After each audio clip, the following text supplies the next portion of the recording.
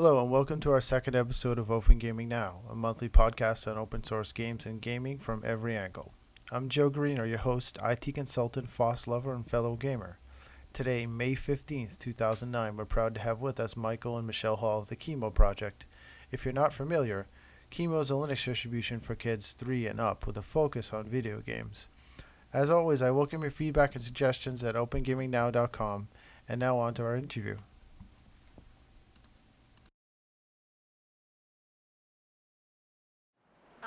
Qimo is a Linux distribution for kids, designed ages 3 to about 12. Very intuitive, very easy for the kids to navigate. And what are some of the default programs or packages that come in Qimo? It comes with the XFCE desktop, and as far as for the kids, it just comes with several open source educational games. It comes with Gcompree, Child's Play, Tux Paint, Tux Math, Tux Type, and also the eToys package.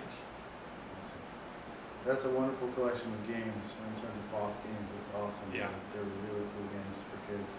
And how do you see the role of games in Qimo in the future?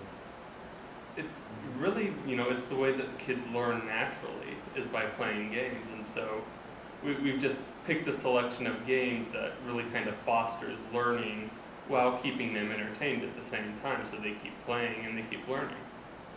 I think it's a fantastic avenue to approach learning for a lot of kids. And Absolutely. It's not like commonly explored by educators. I think they sort of take games as a time waste or Yep. Right. something like that, and it really is kind of a Yeah. wonderful avenue to get kids really interested in immersed in learning in that Mhm. way. And so many kids, they learn so much better by doing than by just being taught something. Absolutely.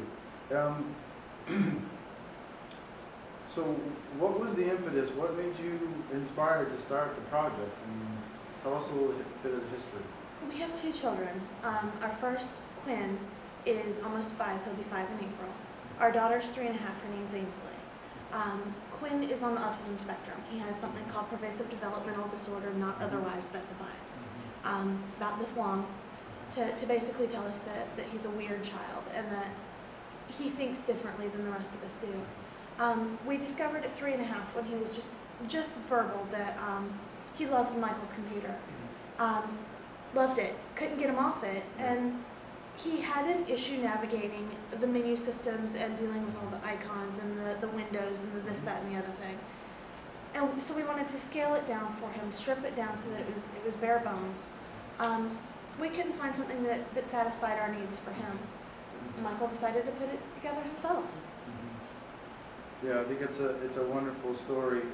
It's always a great thing to see a project that really comes from a strong desire to help something, and a lot of FOSS projects are exactly that. And almost all the good open source projects start because the developer had a need that wasn't being met, and that's exactly how Qimo got started.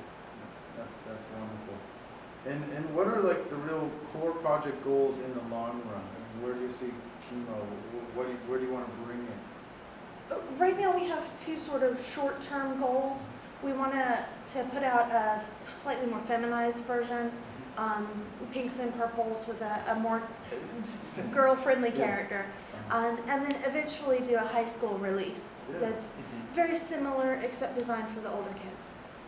So that's kind of the short-term, long-term goals. We've really been kind of caught by surprise by the amount of interest that we've had in it. We thought it would just be kind of a small project that was really just kind of regional, local to us, but it's really just exploded. We've had worldwide interest in it now, so we're just now developing a long-term goal for it. That's great. I mean, I think any of the FOSS projects that are catered to helping kids are amazing. I mean, we need more of them. We need more Absolutely. projects like yours. And what can people do to contribute and be a part of the Qimo project? In what ways? How would you? Like you just said, we need more of these kinds of open source projects, these kinds of open source games out there. So anybody that's a developer that wants to get involved in making these kinds of games, we'd absolutely love to hear from them. We could start coordinating some projects around that. In what other ways could people contribute? I mean, do you accept donations? Are you looking for We of course accept grants, monetary or- donations, grants, angel investors, what have you. Additionally, we accept hardware and old parts and whatnot. Yeah. And where can people find your website? Qimo has its own website. It's QIMO, the number 4, kids.com. And I'll include that in the show notes. So the link Okay. will be right there. No one will be confused or miss Speaking it. of phones going off. That's Oh, all right. And also tell me about Co. Quinco's our local charity. We're from Lakeland in the middle of Central Florida.